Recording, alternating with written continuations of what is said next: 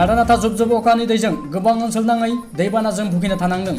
बाक्सा जिल्लानि बरमानि साखाथि दिगेलि गामिनि गोबां नखरफोराबो रैखाथि बादायाव थानो गोनां जादों।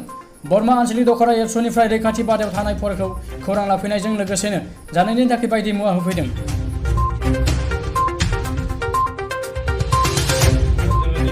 बरमा दखरा दुलाराय बर' फरायसा आफादनिफ्राय जोंनि जि बरमा दखरानि सिङाव थानाय जि उत्तर दिगिलि कलमारि गामिनि रायजो राजाफ्रा जि दै लोमनानै बिथांमोना नै उत्तर दिगिलि गुदि फरायसालियाव एलपि स्कुलाव बिथांमोना थाफैनो लागा जादों।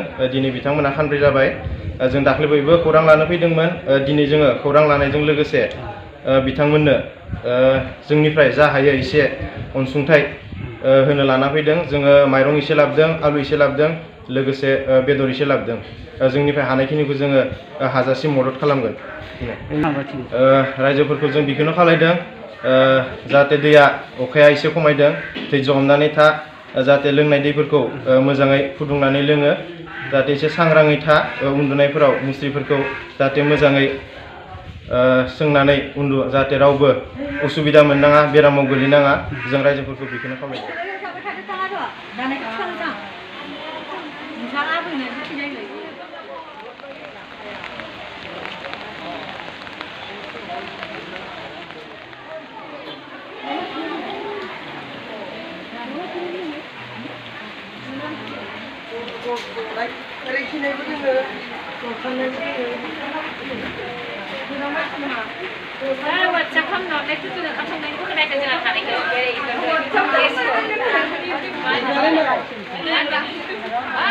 Video kan